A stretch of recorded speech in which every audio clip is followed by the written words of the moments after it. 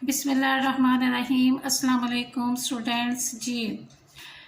6 class 7th 8th 9th 10th जी, इससे ऊपर बड़ी जितनी भी क्लासेस हैं उर्दू लिखाई, आज मैं आप लोगों को सबक नंबर 2 दे रही हूँ कि आपने कट पेन या मार्कर से कैसे लिखना है। जी, मैं एक छोटा सा पैराग्राफ लिखूंगी, आप लोग देखिएगा कि कौन से अल्फाज जो हैं वो लाइन से ऊपर हैं, कौन से नीचे हैं और कौन से बिल्कुल लाइन जिनके दरमियान में आती है। जी, लिखाई अच्छी करने के लिए इन असूलों का जानना बहुत ज़रूरी होता है। जी देखें, मैं एक पैराग्राफ लिख देती हूँ, आसान सा, खुद से ही लिख रही हूँ जी। हाँ जी, ये देखिए। हाँ जी, हम सब मुसलमान हैं। ये देखें कितना लाइन से ऊपर आ रहा है, कितना नीचे जा रहा है। हम सब मुसलमान हैं। हमारा मज़हब, अब देखें हमारा जो मैं लिख रही हूँ, हमारा मज़हब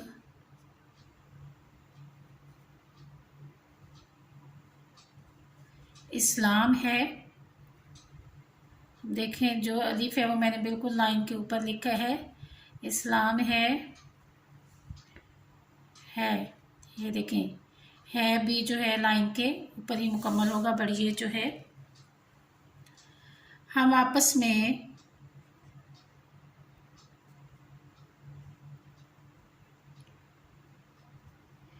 आप देखें, आपस में देखें, आपस जब इस तरह का कोई भी लफ्ज़ लिखना है तो पहला शोशा जो होगा वो बड़ा होगा और सीन के आगे 2 है, 3 जो है वो छोटे हैं। हम आपस में भाई भाई हैं। ये देखें, भाई भाई हैं। है में देखें नून है तो इसमें देखें सेंटर में लाइन आ गई है। हमें इत्तफाक, देखें इत्तफाक का शोशा ते का भी बड़ा किया है। इत्तफाक, ये देख कॉफ को लाइन के देखें दरमियान में है। से, ये देखें सीन ऊपर है और ये जो है लाइन के ऊपर है, रहना चाहिए। ये ऊपर है, ये देखें चाहिए।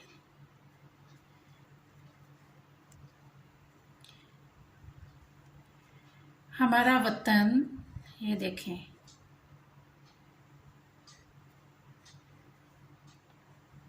वो देखें ऊपर आया तोय, और ये देखें नून देखें पाकिस्तान है। ये देखें,